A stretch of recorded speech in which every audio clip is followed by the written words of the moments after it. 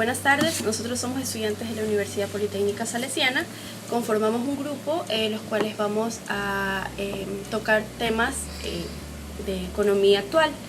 De entre esos temas están la ley de plusvalía, el déficit fiscal, lo que es el dinero electrónico, las tarifas eléctricas, los actuales problemas que tiene el IES con el Estado, el refinanciamiento de la deuda y el nivel de endeudamiento actual.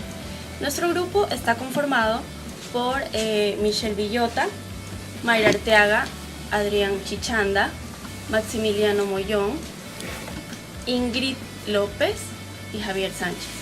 La persona a ser entrevistada es el economista Mario Sobrevilla, quien ahora va a dar unas palabras del por qué fue elegido para este proyecto. Bueno, el motivo por el que he accedido a participar en esta entrevista y colaborar un poco con la formación académica de los jóvenes ecuatorianos es porque tengo algo de conocimiento en los escenarios y el contexto que afecta el entorno empresarial, incluso que llega a afectar a las familias y a todo el Estado como un solo ente. Básicamente muchos de estos problemas tienen una gran causa raíz de una política que ha sido consistente pero no muy responsable, y eso nos ha llevado pues a que muchos de estos puntos actualmente afectan la vida de cada ecuatoriano que hay.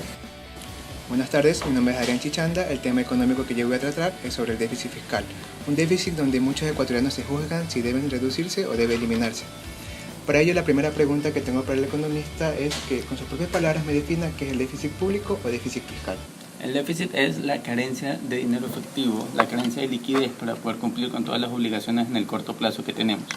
Es algo que nos lleva a una encrucijada muy fuerte, porque aunque lo que todos piensan es empieza a reducirlo, debemos tener en cuenta que los impactos para especialmente las clases más bajas son sumamente fuertes de llevar. No es fácil paliar un déficit, especialmente cuando está tan avanzado como el que tenemos, y aunque es una utopía decir que se puede eliminar, sí pueden haber mecanismos y medidas que se tomen para evitar que siga creciendo.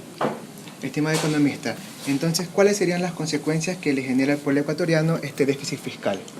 Sobre todo, no hay en ocasiones suficiente liquidez para cumplir con las deudas que tenemos. Proveedores del Estado o de los municipios quedan impagos, los servicios empiezan a bajar en temas de calidad y en temas de cantidad, pueden cerrarse dispensarios médicos, hospitales, se afecta muchísimo la obra pública. Todo esto lleva a que la calidad de vida del pueblo empiece a descender y pues se vea muy golpeada al no tener suficiente liquidez para cumplir con las obligaciones que el Estado tiene. Entonces, ¿usted qué considera? ¿Que el déficit debería reducirse o eliminarse? Es ideal eliminar el déficit, pero es una utopía, algo que no se ha dado ni en ningún país del mundo. Incluso muchas de las mejores economías del mundo no son tan cerradas en cuanto a mantener deuda pública o en cuanto a mantener gasto público. Muchas de las mejores economías del mundo tienen una fuerte participación del Estado y un endeudamiento razonable pero responsable, que es lo que no hemos tenido aquí. Tenemos que reducir el déficit, pero tratar de afectar lo menos posible al pueblo. ¿Qué se puede hacer con esto? Mucho se habla a veces de eliminar la burocracia, puede hacerse, pero siempre teniendo en cuenta de no dejar desatendidas áreas muy importantes. Es decir, podemos tratar de reducir un gasto administrativo innecesario, pero no irnos en contra de la salud, de la seguridad pública, de la educación o de otros de estos factores que son parte importante de la vida de la gente. Muchas gracias, economista. Mi nombre es Javier Sánchez y vamos a tocar en este momento el tema que trata una problemática económica que tiene el IES con el Estado. Economista Mario, ¿usted me podría ayudar diciéndome cuál es esa problemática que está incidiendo ahora actualmente en el 2018 el IES con el Estado? El IES, como sabemos, durante años ha sido una caja de dinero flotante, circulante y que permanentemente se va llenando. Al IES como tal jamás le faltan recursos, pues mensualmente cada trabajador ecuatoriano aporta con una cantidad considerable y otro porcentaje incluso más alto es aportado por los patronos. Sin embargo, ante la necesidad de liquidez que ha tenido el gobierno anterior, empezó a tomar este dinero para hacer obra pública, lo cual no estaba mal, hasta el punto en el cual se decidió que esta deuda pudiese ser desconocida. Aparentemente, ahora, bajo tecnicismos que se han utilizado para contabilizar cuentas nacionales, el gobierno dice que los valores que en algún momento el IES se dio al gobierno no pertenecían realmente al IES, sino al gobierno como tal. Por consiguiente, se han tomado varias resoluciones que buscan el eliminar esta deuda y decir que la deuda como tal no solo no existe ahora, sino que nunca existió. Esto golpea muchísimo la liquidez del IES y pone en riesgo muchos de los planes de pensiones que muchas personas pueden tener. Esta problemática es muy dura porque estamos quitándole liquidez y solvencia a una de las instituciones más fuertes que ha tenido el Ecuador y sobre todo la que es una caja de disponible constante que nunca ha faltado dentro del país. Me parece muy correcta su opinión en cuanto a ver que el Estado ha comenzado a tomar un posicionamiento frente al IES, el cual no debe ser de esa manera, porque el IES es un ente que prácticamente está regularizado por todos los trabajadores que aportamos un cierto valor de acuerdo a nuestro sueldo, el cual en un determinado momento que nosotros vamos a obtener una jubilación, ese dinero debería ser reembolsable. Pero ¿usted cree que debería crearse una ley para que se elimine de tal manera que el Estado entre y tome cualquier valor del IES, hacer que una ley que pare al gobierno de financiar el IES? Debería reformarse esta práctica, debería tratar de tomarse canales formales para que cada préstamo que el IES da a cualquier institución, sea el Estado o cualquier otro municipio o gobernación, deba de tener ciertas garantías y sobre todo tenga un canal consistente, no solo de prestar dinero, sino de luego reconocer la deuda y asegurarse que se va a pagar. La afectación en este caso no es que si el IES tiene dinero disponible, que de pronto no está siendo utilizado, se utilice en buenas causas. Eso no creo que sea el problema realmente. El problema es que cuando una deuda crece irresponsablemente, luego es muy difícil de pagarla. Y en este caso, si el gobierno tiene la autoridad para decir, sabes que no te voy a pagar, y lo hace, está perjudicando a millones de personas. Y eso es lo que debería de tomarse medidas para evitar que vuelva a suceder. Muchos estaban pensando que ya en este 2018 se iba a pagar una buena cantidad de dinero que el Estado le debe al IES. ¿Usted considera que sea cierto lo que están diciendo? Creo que la intención puede haber, pero en este momento es muy complicado hacerlo. Estamos en una situación un poco deficitaria todavía, la confianza está regresando, se está reactivando algunas áreas que durante mucho tiempo estuvieron en recesión, pero aún así creo que no contamos todavía con los recursos suficientes como para poder cancelar esta deuda. Esperemos que el IES siga siendo fuerte y sólido, pese a que el proceso de reembolso de todo el dinero que en algún momento se tomó seguramente tardará años. Buenas tardes, mi nombre es Michelle Villota Vera. Bueno, mi tema a tratar es la refinanciación de la deuda, en el cual consiste en conseguir recursos en mejores condiciones para poder salir de la deuda adquirida en el gobierno anterior. Entonces, mi pregunta hacia usted, economista, es que si es posible reprogramar dichas deudas. Las deudas son posibles de reprogramar. Existen instituciones internacionales que dan este servicio, que pueden ofrecernos un financiamiento en teoría mejor que el que habíamos adquirido anteriormente, pero hay algunas condiciones, y es que si acudimos al Fondo Monetario Internacional o al Banco Mundial, siempre estos préstamos vienen con varias condiciones de tipo económico. Los impactos serían muy fuertes para nosotros, porque nuestra economía se ha manejado con un perfil claramente hacia la izquierda. El Fondo Monetario Internacional siempre pide medidas de austeridad fiscal, reducción de burocracia, incremento en tasas de interés, es decir, las medidas que tradicionalmente es la economía de la derecha la que toma. Entonces tendremos un impacto sumamente fuerte, las condiciones normales y actuales del país cambiarán y serán muy afectadas, y entonces tendremos que analizar si vale la pena realizar este refinanciamiento a cambio de un impacto muy fuerte. Bien. ¿Qué medidas usted cree que se podría tomar para poder financiar estas deudas? La verdad no es un tema mayormente complicado el acudir a estas instituciones financieras. Nosotros actualmente nos hemos manejado ya de una manera mucho más estable como lo hicimos a finales del siglo pasado. Recordemos que no ha habido mayor violación de democracia en nuestro país. Las últimas presidencias, los últimos periodos presidenciales, pese a que han sido de continuismo total, no han sido interrumpidos por golpes de Estado, por salidas de presidentes, como sucedía en la década de los 90. Esto nos ha dado una base bastante más sólida como para acudir a instituciones, pero al mismo tiempo nos genera cierto impacto, una transición de una economía que se ha basado en la izquierda para basarse a la derecha para cumplir con las condiciones que exigiría el FMI, sí nos provocaría un golpe muy fuerte. ¿Qué riesgo existe en que estas necesidades de financiamiento sean mayores? Como comentábamos sobre el tema del déficit fiscal, al no tener los recursos necesarios, muchos proveedores, municipios y gobernaciones quedan impagas y sin la capacidad de reaccionar ante emergencias o en sus labores normales. Puede afectarse pagos a servidores públicos en temas de salud, educación, obra pública, y esto es claramente una afectación al nivel de vida de la gente, del pueblo ecuatoriano. Y este riesgo, y cómo este riesgo nos afecta, porque la verdad, recursos propios en el momento, en el corto plazo, es un poco difícil de obtener, y para llegar a este financiamiento y a estos recursos de forma internacional debemos de salir completamente de un modelo económico que hemos venido siguiendo, y eso pues también es un golpe bastante fuerte. Muchas gracias. Mi nombre es Ingrid López. Mi tema a tratar el día de hoy va a ser el dinero electrónico. Economista, buenas tardes, ¿cómo está?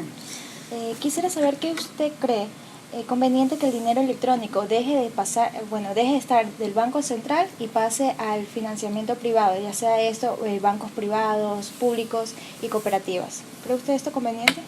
Tiene muchos puntos que son convenientes. Entre ellos, el más importante es que al formar parte de la banca privada o de una institución privada, obviamente se buscará una manera de maximizar los beneficios, y sobre todo habrán campañas mucho más agresivas para que las personas pues tomen mayor conciencia de la posible aplicación y de los usos del dinero electrónico. Cuando se maneja como parte de un Estado, se ve más a veces como una imposición o como una ordenanza a que las personas cambien su estado habitual de vida, y eso no siempre es bien recibido, especialmente cuando el gobierno anterior ya no tenía un índice de popularidad tan alto cuando estaba saliendo. Entonces había muchas personas que trataban de ver con ojos muy reactivos a la mayoría de propuestas del gobierno, y el dinero electrónico creo que fue una de las más rechazadas. La banca privada, en cambio, tiene mecanismos para incentivar a las personas a que traten de ser inclusivos con esta nueva medida, y siempre y cuando haya un marco regulatorio fuerte que no permita que esto cree alguna burbuja, podría tener efectos positivos. Okay. El veto propone devolver los 2 puntos del impuesto al valor agregado a los usuarios que paguen sus consumos con el dinero electrónico. ¿Cree usted que esto sería un buen incentivo para que las personas empiecen a implementar el dinero electrónico? Es una medida bastante atractiva. 2 puntos en un impuesto que está básicamente marcando casi todas las transacciones que existen dentro del país, es una manera muy atractiva para que las personas traten de utilizarlo. Ahora tenemos que asegurar pues de que esto tenga una velocidad bastante fuerte. Si es que no se cuenta todavía con la infraestructura o con la capacidad tecnológica para asegurar que va a funcionar de una forma transparente, creo que va a generar el efecto totalmente contrario. Las personas ya van a dejar de confiar en un mecanismo en el que desde el principio no han confiado. Entonces creo que antes de embarcarnos en esto debemos estar seguros de que vamos a poder cumplir con lo que se está tratando de proponer. La propuesta de que la Junta Monetaria establezca plazos y montos a partir de los cuales los servicios básicos se puedan pagar mediante transacciones o transferencias bancarias por medio de medios electrónicos, ¿cree que perjudicaría a cierta parte de la población? No lo creo. Francamente, si se vuelve una obligatoriedad, sí puede tener un impacto muy negativo en muchas personas que de pronto son un poco reacias a los cambios y les cuesta muchísimo empezar a hacer esta transición de un medio actual a un medio diferente.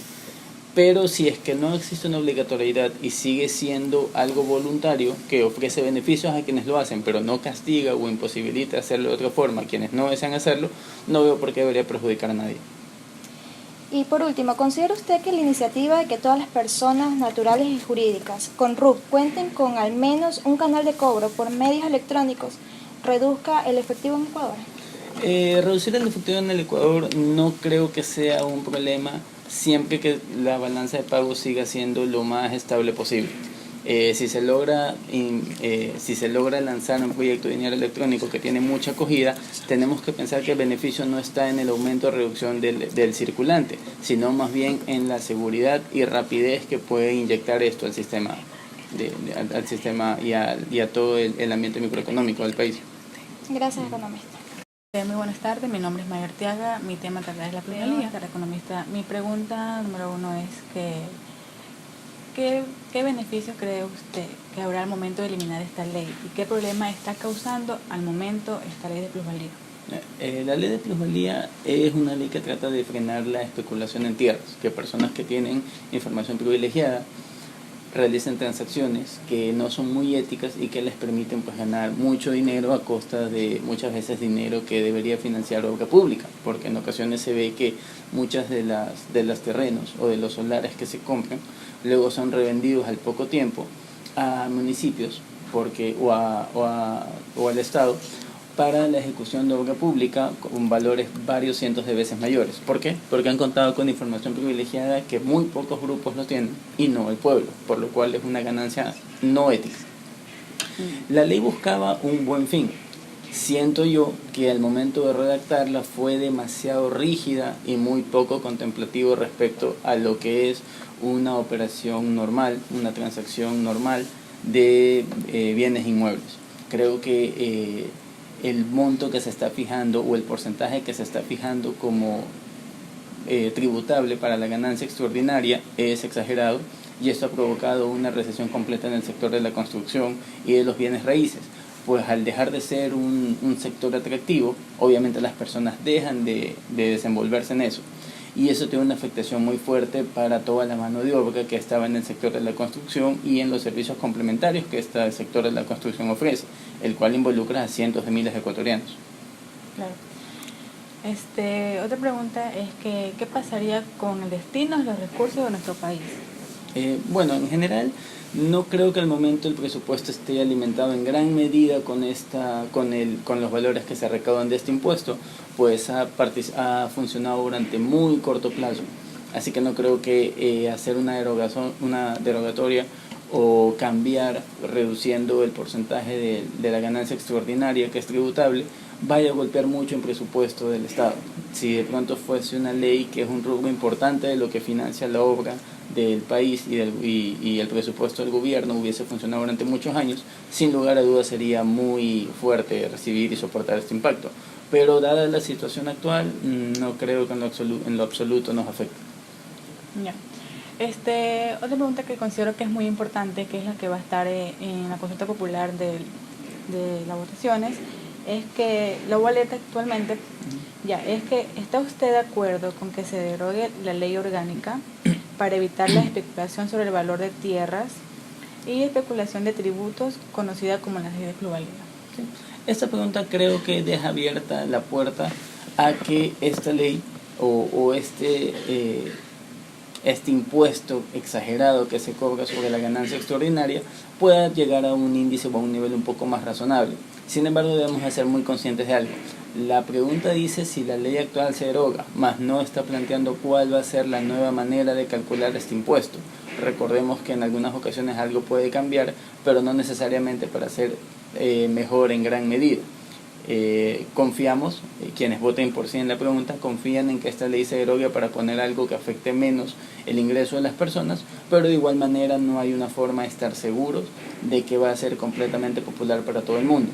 Puede generar también mucho rechazo para otro sector, tal vez ya no los propietarios y los que se dedican a la venta, pero de pronto sí para compradores o como para quienes se dedican a la construcción. Tenemos que estar muy atentos a ver cuál sería esta nueva ley y qué afectaciones puede tener. Ya. Muy interesante su opinión, le agradezco mucho. Mi nombre es Irina Dávila y mi tema son las tarifas eléctricas. Economista, tengo entendido que la intención de ahora es reducir las tarifas en un rango del 13 al 19% en los horarios de 20 a 8 horas. ¿Cree usted que esta medida aportará de manera beneficiaria a la inversión privada nacional y extranjera? Sí sería una medida beneficiosa.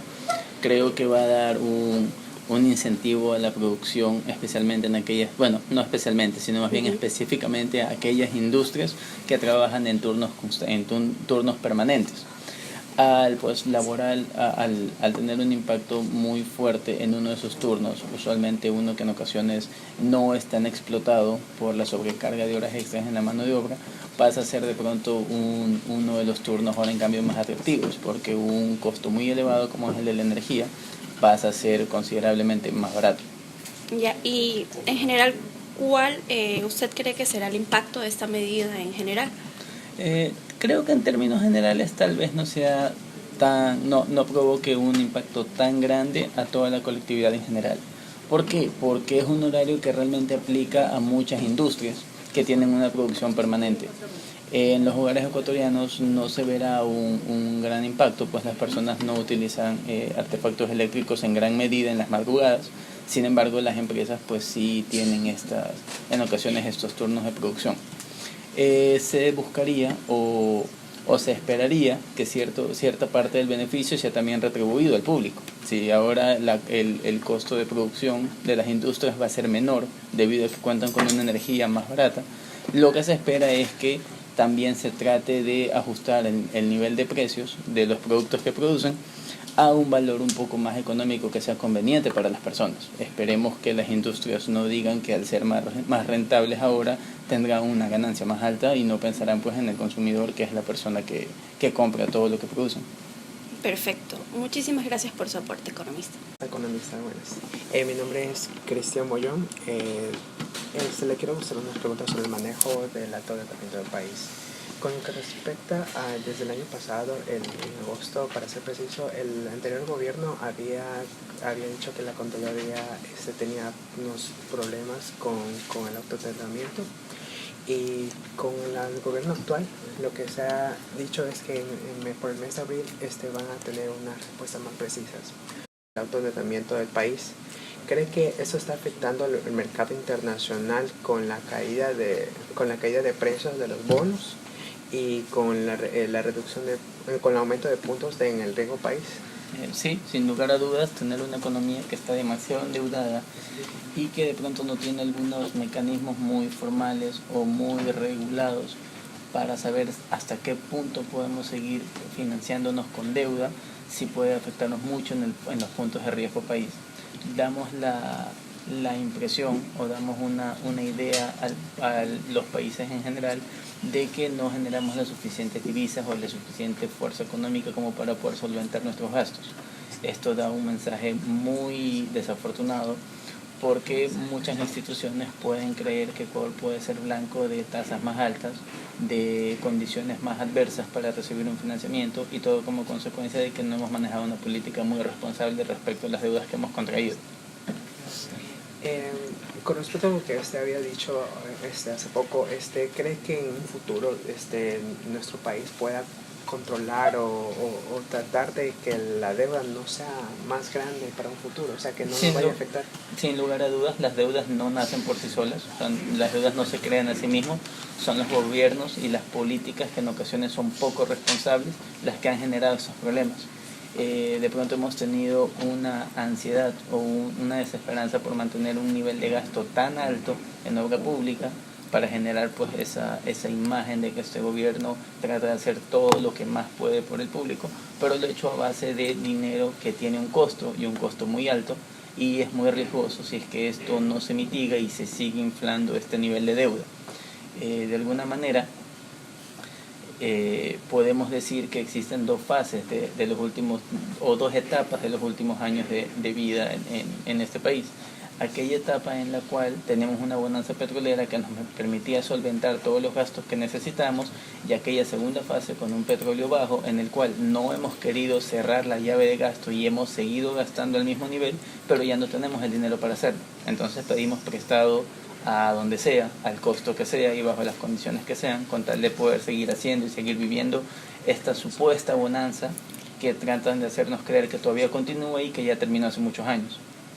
Ahorita que tocó el tema de eso del petróleo, ¿cree que por haber ya vendido el petróleo por años, cree que eso se pueda considerar como parte de endeudamiento? No es un endeudamiento en dólares, pero sí es un endeudamiento en recursos, pues nos da una rigidez muy dura, porque no podemos de pronto hacer utilización de contratos de futuro con mejores precios o de venderlo a una mejor posición si es que el petróleo llegase a subir. El precio actual está subiendo un poco a como venía hace algunos años. No ha llegado todavía a niveles de la primera década del siglo XXI, pero sí empieza a subir, seguramente seguirá subiendo en los próximos años, y al no tener esta capacidad de venderlo a un mejor precio al extranjero, porque ya tenemos contratos que establecen un precio que es fijo y que no podemos crear una variación para tener una mayor utilidad, sí nos frena muchísimo las posibilidades de tener más recursos. No es un endeudamiento como lo mencionaba, pero sí es un costo de oportunidad que estamos perdiendo por la rigidez de los contratos a muchos años plazo que ya se celebraron. Ok, economista, muchas gracias por la intervención.